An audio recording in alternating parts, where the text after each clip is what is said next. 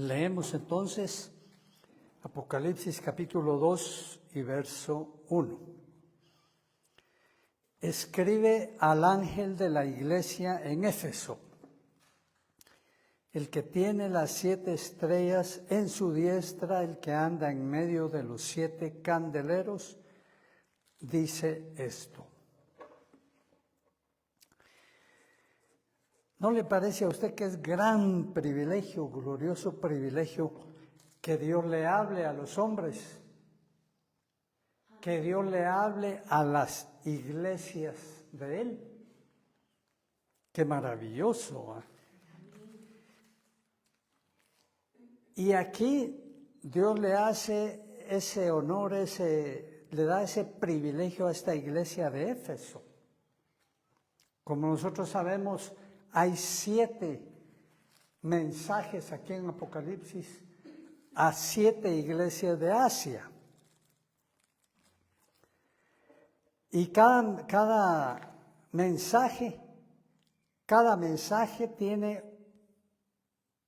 puntos específicos, puntos muy especiales para cada una de las iglesias, pero que en conjunto las 7 iglesias retrata o puede retratar a cada persona cristiana, a cada persona que le pertenece a Cristo o a cada iglesia de cualquier tiempo y de cualquier época.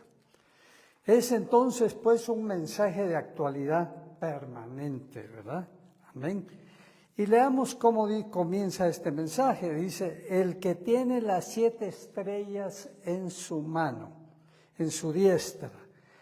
Aquí mismo en Apocalipsis, en el libro, aquí mismo en esta carta, nos señala que los ángeles a los que aquí se refiere la palabra de Dios son, estas estrellas, mejor dicho, a las que se refiere aquí, son los ángeles de Dios. Ángeles específicos que ha dado para cada una de sus iglesias. Mire qué privilegio más maravilloso, ¿verdad?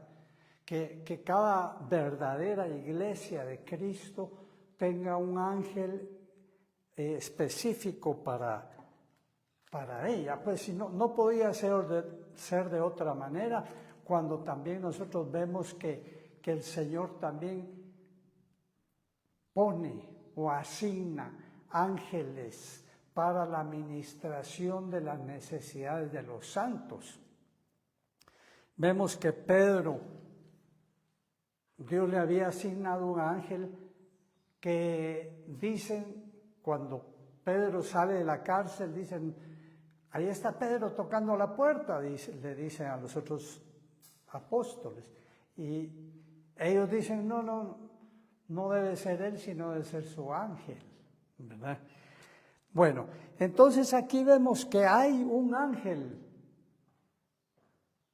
el cual tiene ese privilegio y nosotros como iglesia tenemos el privilegio de tenerlo también, para las necesidades de esa iglesia.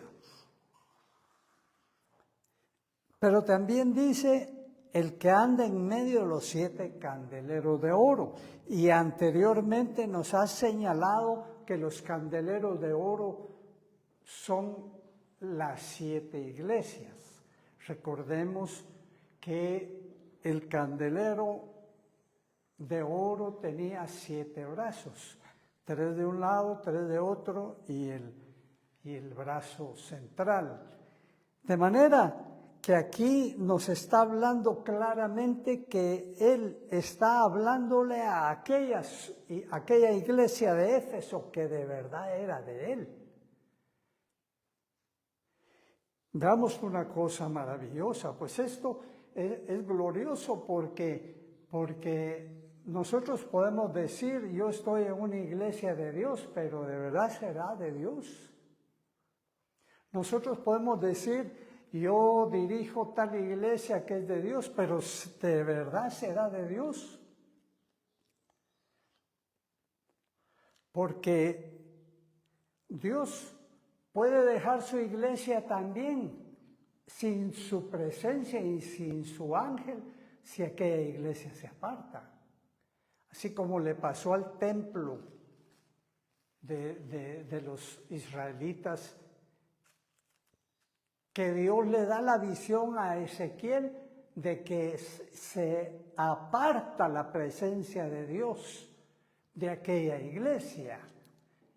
¿Y qué queda? Si la presencia de Dios se aparta de la iglesia, si la comunión de Dios se aparta de aquella iglesia, si Cristo ya no hace como Él dice que va a hacer con sus iglesias, de que Él habita en medio de la alabanza de su pueblo y que Él, donde dos o más están reunidos en su nombre, ahí está Él, ¿qué queda? No queda nada. Continuemos aquí. Todavía vemos un detalle importante. El candelero era de oro. Y así Dios dice de sus iglesias, ¿verdad? Y de sus siervos y de sus hijos, que somos especial tesoro para Él. Somos algo que Él tiene en mucha estima. Como Él nos dice, estimada es a los ojos de Jehová la muerte de sus santos. O sea, Él nos tiene como real sacerdocio, nación santa, pueblo adquirido por Él para la alabanza de su nombre. Bueno, así nos mira Él. Ahora, aquí en esta carta comenzamos a ver qué dice Dios de esta iglesia de Éfeso, que ya sabemos que sí era de Él. Dice el verso 2. Primero comienza, mire, y esto es maravilloso, ¿verdad? Cómo enseña Dios de todo en su palabra. El único que podía dar un diagnóstico y señalar las cosas de su iglesia era el propietario de esa iglesia, el Señor Jesucristo. Amén. Pero mire qué delicadeza. Así deberíamos de ser todos los padres, todas las madres, todo aquel consejero, todo aquel que tiene que regir la vida de otro para decir si está haciendo bien o está haciendo mal. Primero le dice el Señor Jesucristo las cosas que están bien. ¿Por qué no comienza con las cosas que están mal? ¿Verdad qué fineza del Señor Jesús? Dice, yo conozco tus obras. Esta iglesia tenía cosas buenas. Y tu arduo trabajo y paciencia. Y que no puedes soportar a los malos y has probado a los que se dicen ser apóstoles y no lo son. Y los has hallado mentirosos. Mire, qué cosas. Pero vayamos un poquito despacio en cada una de estas cosas. Yo conozco tus obras. Las obras del Evangelio están muy bien definidas en la palabra de Dios. No podemos decir una iglesia, no puede decir cualquier iglesia, nosotros estamos haciendo la obra de Dios, si no cumple con lo que Dios dice, en el sentido de que las tareas de la iglesia no pueden ser las que a los ancianos, al pastor, a los líderes de la iglesia se les ocurra. Nosotros tenemos que tener el templo más grande de esta ciudad. Nosotros tenemos que tener una flotilla de aviones para que todos vuelen y vayan a predicar la palabra de Dios. ¿Serán de Dios esas cosas? Habría que preguntarle primero, porque Él es el que manda. Amén. Y dice, yo conozco tus obras. ¿Cuáles de verdad podrían ser las obras verdaderas de una iglesia?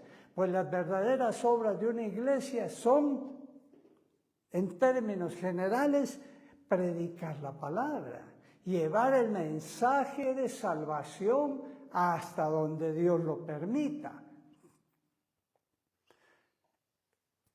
¿Cuál es otra de las obras de las que la iglesia se tiene que ocupar? La restauración de las ovejas. Para eso están los pastores, la restauración de la iglesia, para que haya salud espiritual de cada uno de los miembros. También otra de las funciones es las misiones, ir afuera, enviar misioneros a otros lugares, a otras ciudades. Todo esto esa iglesia lo hacía. Pero también dice aquí, yo conozco tu arduo trabajo y paciencia. Mire, todo esto tiene que ser con ser un trabajo tesonero, esforzado. A la mayoría nos gusta todo muy cómodo, somos comodones. No nos gusta esforzarnos. Y yo pregunto, ¿qué tarea sobre la tierra se puede ejecutar si no se esfuerza en aquello? Cualquier tarea es difícil y se necesita esforzarse. Y también dice, y conozco tu paciencia, también se necesita la paciencia para ir viendo cómo se desarrollan los programas y cómo se obtiene, esperando el fruto que cómo llega el fruto que se espera. Y dice aquí, y no puedes soportar a los malos, dice a la iglesia de Éfeso. O sea que esta iglesia era celosa de sus miembros. Esto ya se terminó en la mayoría de iglesias actuales. ¡Ay de aquel pastor o líder o anciano de la iglesia que con ciega locura se atreva a señalarle el pecado a alguno de los miembros! Porque lo menos que va a hacer es dar la vuelta e irse, si no es que le causa una rebelión en la iglesia. Pero mire, esta iglesia sí lo hacía, señalaba el pecado, ponía en orden a aquellos que se desviaban, y es natural, ¿verdad? Si para eso está la iglesia. O más bien no es natural, es espiritual. Pero esta iglesia llegaba aún más allá. Has probado los que se dicen ser apóstoles. Bueno, hablamos de ciega locura, ¿verdad? De hacerle ver el pecado a los miembros de la iglesia. ¿Cuánto más sería ahora una ciega locura que cualquier líder de alguna iglesia estuviera señalando a los falsos apóstoles que como poporopos están reventando en las naciones en todos lados? Como puñado de maíz que se tiró al horno y comienzan a reventar ahí y se nombran apóstoles unos a otros y se señalan apóstoles. ¿Dónde están? ¿Dónde están de verdad los verdaderos apóstoles? ¿Sabe usted una cosa? Con un solo apóstol que tuviéramos en la ciudad sería diferente. Porque habría una obra realmente apostólica. Pero los de ahora, no sé, habría que preguntarles a ellos si realmente los nombró Dios, porque no es unos a otros que se van a nombrar, sino que Dios los nombre. Has probado los que se dicen ser apóstoles, pero ¿cómo probaría usted un apóstol? Y todos estamos llamados a probar y a probar a aquellos que se pongan enfrente de nosotros o de nuestras iglesias a predicar la palabra. Ese derecho no lo podemos rescindir. Ese derecho Dios nos lo ha dado y nosotros no podemos dejarlo de un lado. Tenemos ese derecho, aunque los que se llamen apóstoles, que van a ser los falsos, remilguen y relinchen y hagan lo que les dé la gana. Si ellos no predican la palabra de Dios, no vamos a aprobarlos como apóstoles. ¿Y cuántos apóstoles hay? Un día de casualidad caí a almorzar en medio de un grupo como de 20 pastores que muchos de ellos se llamaban apóstoles,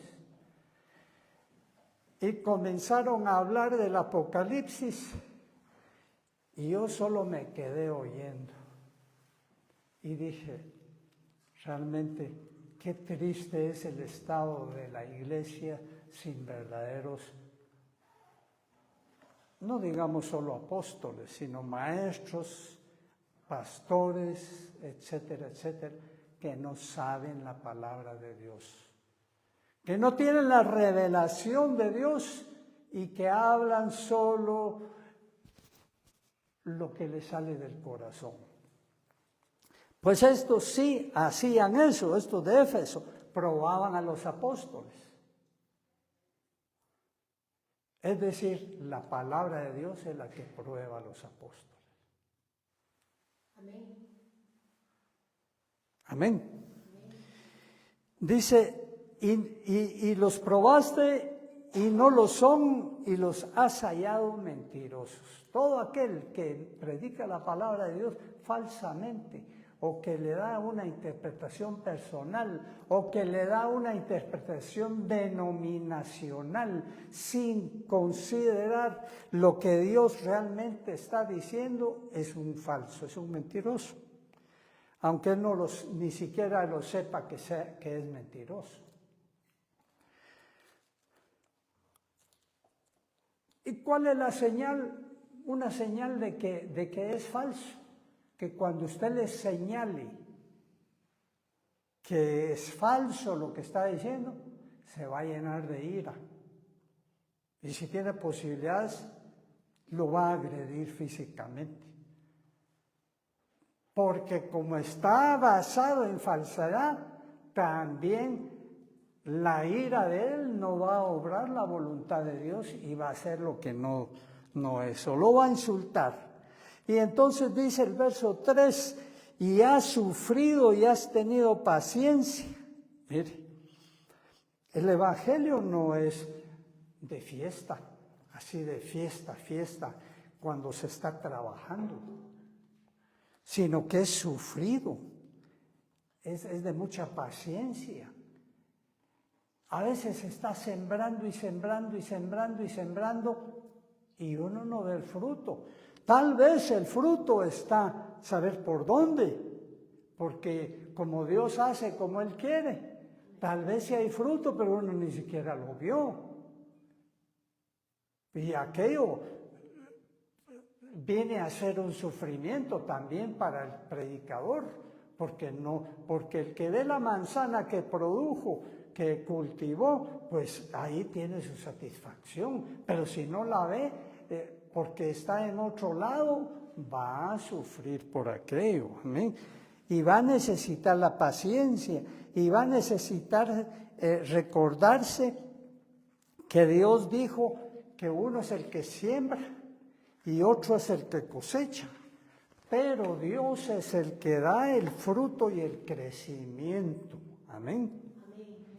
Así es que no nos preocupemos si no se ve el fruto. Preocupémonos de ser fieles con Dios y ser fieles con su evangelio.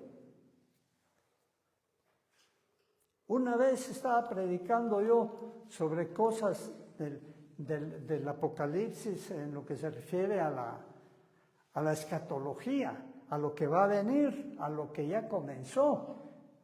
Y el pastor que estaba ahí en medio de ese pueblo me dice, reza, me dice, es una de las muchas interpretaciones de la Biblia, del Apocalipsis, me dijo. Y yo le dije, no es ninguna de las interpretaciones del Apocalipsis, porque las interpretaciones son del hombre, mas la revelación es de Dios. Y esto que se está hablando es revelación de Dios. Y por eso yo no meto las manos para defenderla, sino que solo la predico. Si no la cree, pues ya ese es su problema delante de Dios por no oír la voz de Dios. ¿Y qué más dice aquí? y has trabajado arduamente por mi nombre y no has desmayado. Mire, hasta aquí, ¿cuántos puntos le pondría usted a esta iglesia? Pues yo creo que ya va llegando a los 100 puntos, ¿verdad? Según nuestro criterio. Y decimos, caramba, ¿no quisiera usted que su iglesia fuera así, como esta? Celosa de la palabra de Dios, predicadora de la palabra de Dios, conocedora de la revelación profunda de Dios, no solo de los rudimentos de la palabra de Dios, celosa de los miembros para señalar el pecado, para ayudar a aquellos que están en un buen camino y que quieren ser verdaderos testigos de Dios. Amén. Claro que sí.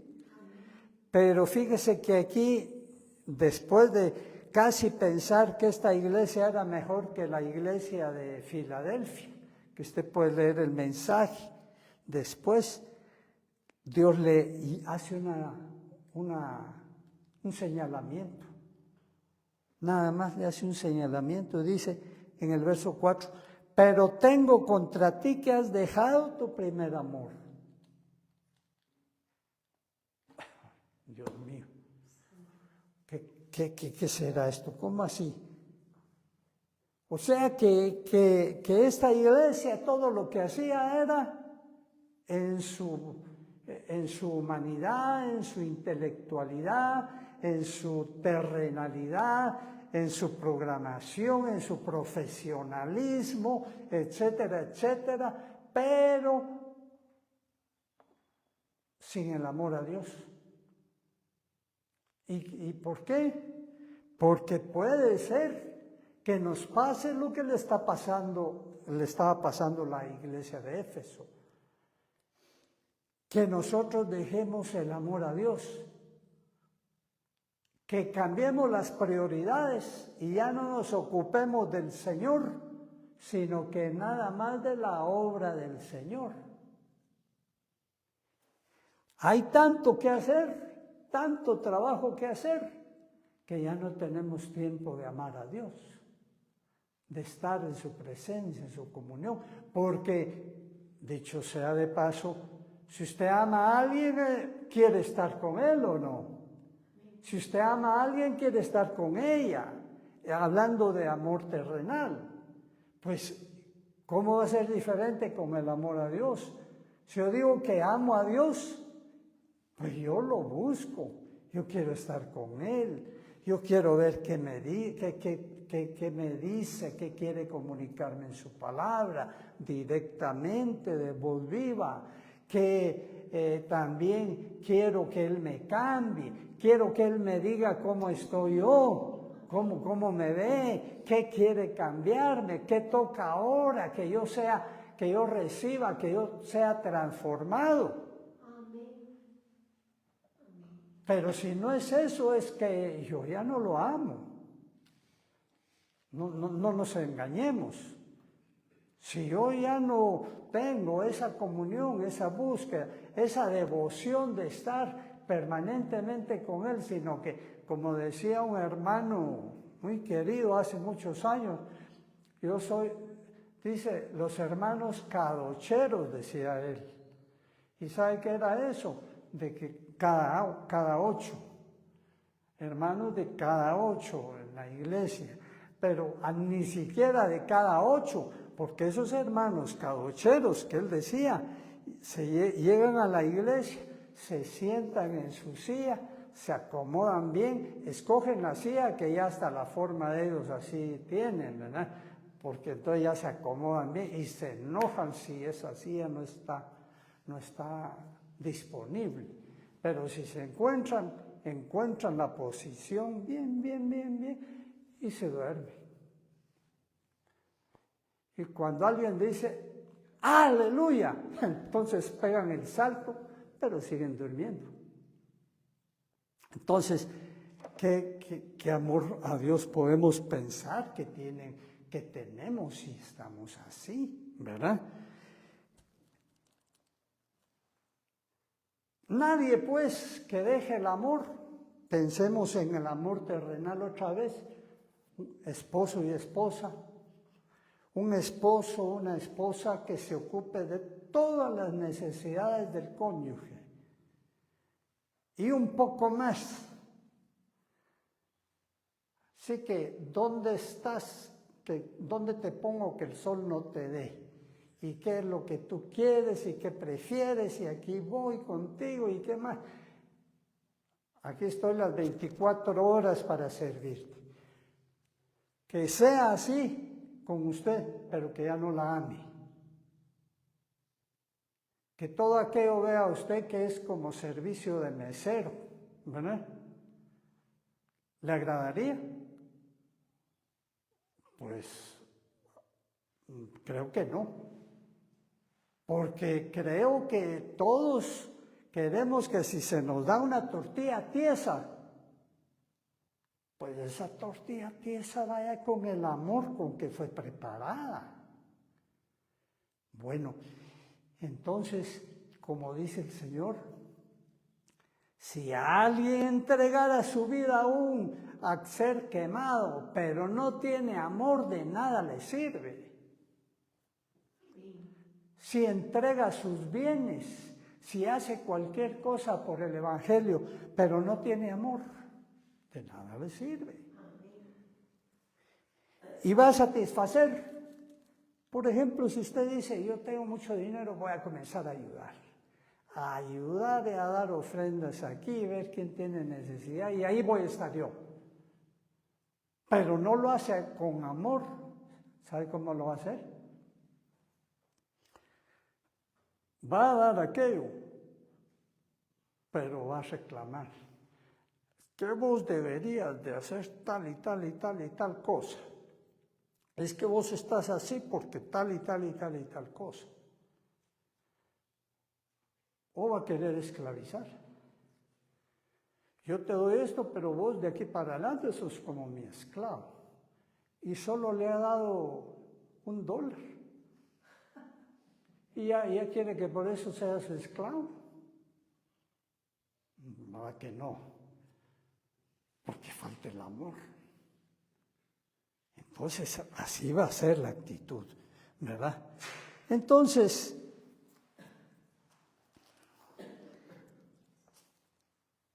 dice la recomendación que Dios le da a la iglesia de Éfeso, que es a cada uno de nosotros, que pudiéramos estar en la misma situación. Recuerda, por tanto, de dónde has caído. O sea que es una caída. Dígame usted, ¿qué le parece a usted que que alguien nos pudiera decir, mira, tú eres un hermano caído? ¿Por qué? Porque no tienes amor a Dios. ¿Y por qué usted dice eso? Porque tampoco tienes amor al prójimo. Y no me puedes engañar de que tienes amor a Dios. Si yo estoy viendo que no tienes amor al prójimo. Eres un hermano caído. ¿Y a quién le gusta que le digan que es un hermano caído? Había un profeta de Dios allá en el Antiguo Testamento que era un profeta caído.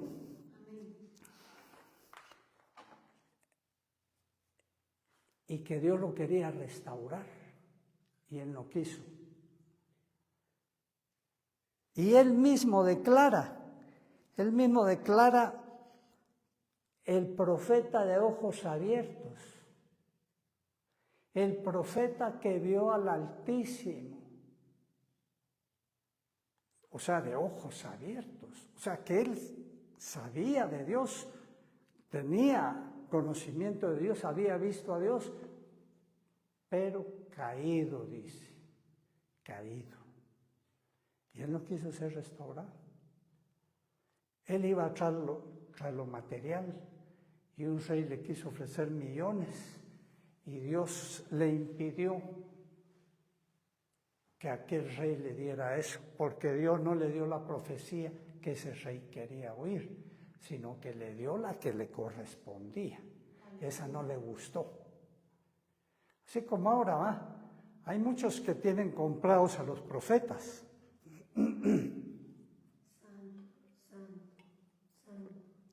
Tienen profetas particulares y personales, y ese profeta les dice cosas que les gusta a ellos, y ahí va la plata. Ese no fue restaurado y murió con los enemigos de Dios. Pero ¿cuál es entonces el castigo que vendrá? Dice, recuerda pues de dónde has caído. ¿Cuál es el proceso de restauración? Recordar de dónde se ha caído, del amor de Dios, de la comunión con Dios, del fervor a Dios, de la fidelidad a Dios. Y arrepiéntete. Segundo paso, arrepiéntete. Hay que arrepentirse de esa nuestra maldad, porque tal vez es la peor maldad. Haber conocido a Dios y ahora ya no amarlo y darle la espalda. Y haz las primeras obras. ¿Cuáles eran las primeras obras? Cuando usted se convirtió, ¿cuáles eran sus obras? Pues amar a Dios, derramar sus lágrimas por Dios, decirle que lo amaba, cantarle salmos. Esas eran las primeras obras. Y orar en su presencia. Decirle, Señor, cámbiame. Anhelar un cambio. Esas eran las primeras obras. Te quiero amar cada vez más. Del servicio, de la hora del Evangelio, sabíamos mi jota. Amén. Entonces, ahí volver ahí. Porque dice, si no, vendré y quitaré tu candelero. Muchos dicen, va a perder su salvación. Equivocado. Va a morir físicamente. Tampoco. Equivocado. Quitaré su candelero. ¿Cuál es el candelero? Pues el que alumbra. Te quitará el ministerio. Me quitará el ministerio. Pues ¿para qué servimos? Alguien me acaba de preguntar por ahí, mire hermano, ¿y usted quisiera llegar a no sé cuántos años? Creo que igual que a Matusalén, 900 cuántos años. Y digo yo, si sirviera en el Evangelio, quiero vivir todos los años que Dios me dé. Pero si ya no sirvo, ¿para qué sigo viviendo? Si no voy a tener fruto para Dios, si no voy a servirle a Dios aquí en la tierra con amor, ¿para qué voy a seguir viviendo?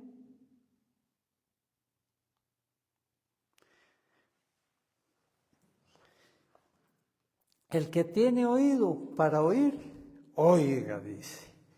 ¿Tienes tu oído para oír lo que Dios nos está hablando? Oye, pues. Porque este no es un mensaje para la iglesia de Éfeso. Porque dice, oiga lo que el Espíritu dice a las iglesias. ¿Eres tú, iglesia de Dios? Amén. Oye lo que Dios está diciendo. Amén. No te engañes. Amén. No nos engañemos. Amén. Amén. Ponte de pie.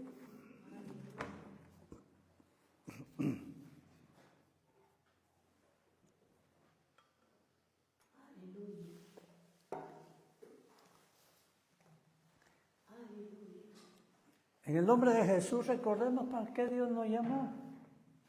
Nos llamó para ser hijos de Dios. Pero no hijos como tal vez hemos sido hijos con nuestro padre o con nuestra madre. Hijos sin relación, hijos sin comunión, hijos sin identificación. Sino que nos llamó a ser hijos de Dios. Dios sabe perfectamente que es un hijo de Él. ¿Qué debe ser un hijo de Él? Y nosotros como cristianos debemos de saber perfectamente qué debe ser un hijo de Dios delante de su Padre. Él no va a estar contento con tener un hijo como tal vez nosotros hemos sido con nuestros padres. No va a estar contento. No va a estar satisfecho. Él necesita un hijo espiritual, un hijo entregado a Él, un hijo obediente, un hijo que su naturaleza y su mente haya cambiado y sea como la de Él. Porque vosotros tenéis la mente de Cristo, dice. Y también tenemos el Espíritu de Cristo. ¿Qué más queremos? Hemos sido hechos hijos de Él. Andemos como Él anduvo. Amemos como Él amó. En el nombre de Jesús.